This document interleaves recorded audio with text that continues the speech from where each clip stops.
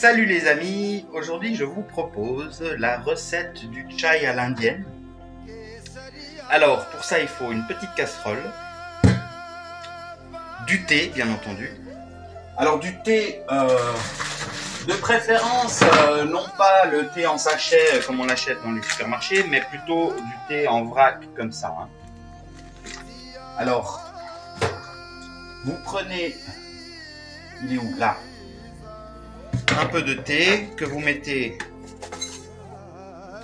dans la casserole. Vous pouvez mettre la dose, hein. Là on voit pas bien. Est-ce qu'on voit bien là? On voit bien. La lumière là. Voilà. Voilà, donc on peut mettre une bonne dose de thé comme ça. Et puis vous remplissez d'eau.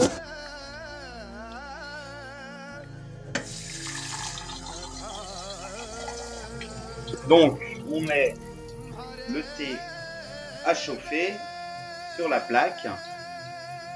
Voilà, et ensuite, on attend que le thé il chauffe. Donc, on va attendre.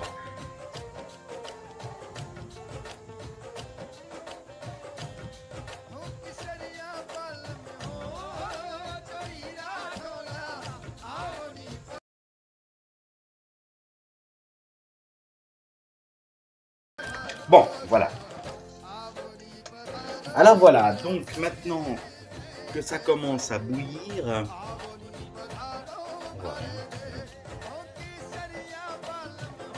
voilà, ça commence à bouillir. Alors, ce qu'on fait maintenant, c'est qu'on va jeter le liquide. Alors, idéalement, il faudrait que je puisse coincer ça là. On va donc jeter le liquide dans une petite passoire pour ne pas perdre le thé. Mais on jette le liquide. Hop. Voilà, je remets le thé dedans. On jette le liquide et on remet de l'eau.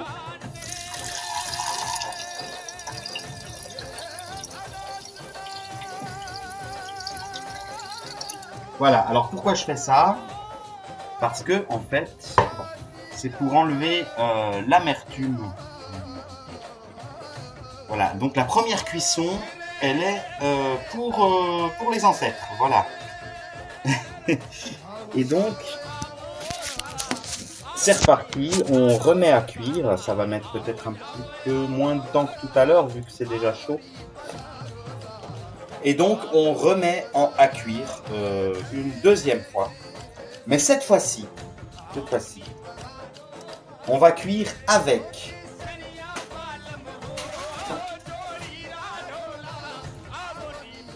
des étoiles d'anis,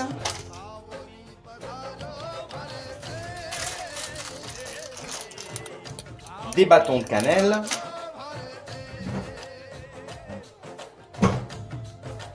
du gingembre,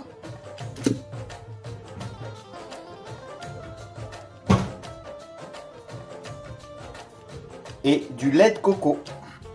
Et oui, le lait de coco, voilà la petite touche personnelle, c'est que moi, au lieu de mettre du lait ou de la crème de vache, eh ben, je mets du lait de coco.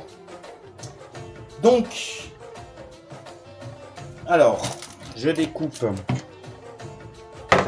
ici mon gingembre.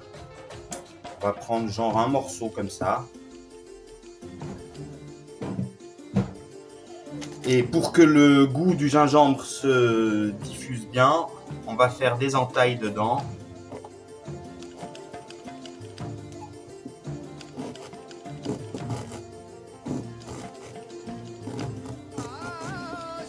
Voilà, voilà. Des entailles. Voilà, comme ça, vous voyez le gingembre, il fait des... Voilà. Donc, on met ça, le gingembre, on le laisse tremper là-dedans. Étoile d'anis.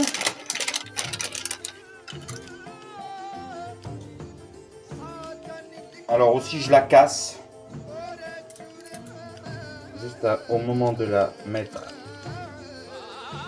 dedans. Étoile d'anis, est-ce que une suffit? Je vais quand même en mettre 2, comme ça on va bien sentir. Voilà. Voilà pour l'étoile d'anis. Alors si vous avez du cardamome, vous pouvez aussi mettre un peu de cardamome. Si vous avez de la noix de muscade aussi, un petit peu, une petite pointe de noix de muscade. Bon ça là j'ai pas sous la main, mais disons qu'avec l'anis, la cannelle, donc là c'est des longs bâtons, je pense qu'un demi-bâton suffit. Je le casse aussi en miettes. Voilà. Et le lait de coco. On peut mettre la dose hein, aussi. Pas hésiter. Pas hésiter à mettre une bonne dose de lait de coco. Et voilà, voilà. Il n'y a plus qu'à mettre tout ça à cuire. Voilà.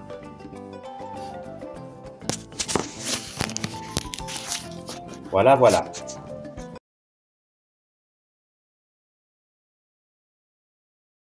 Alors voilà.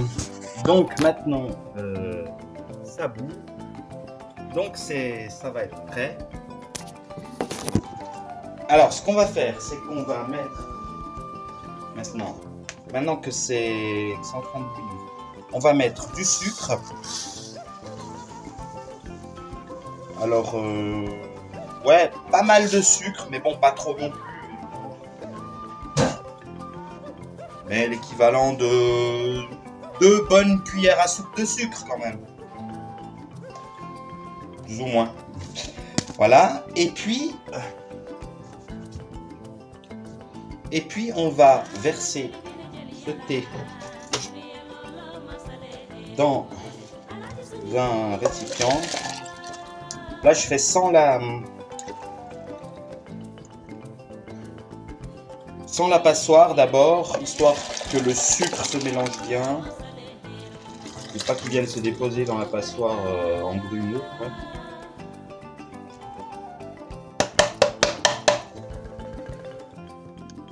Voilà. Lave le récipient pour enlever les restes de miettes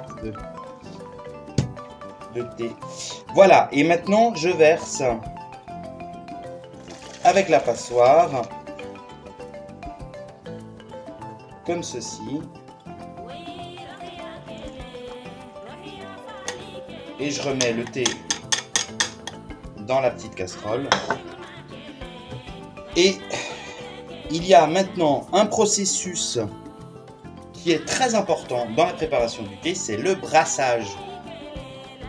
Et je vous assure que si vous ne faites pas le brassage, et si vous ne le faites pas correctement, vous n'obtenez pas le même goût.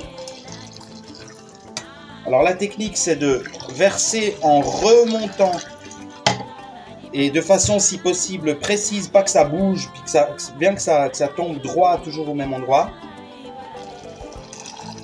si possible, pour faire mousser le thé.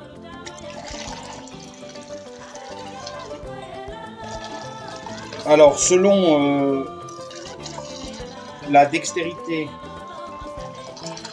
il faut le faire plusieurs fois de suite. Alors, si vous le faites très très bien,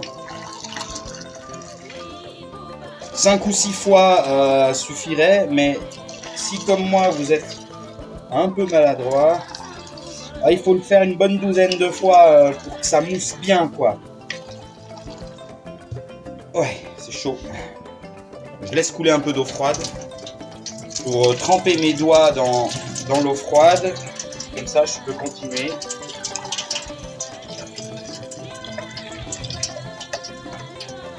Allez, encore une petite dernière.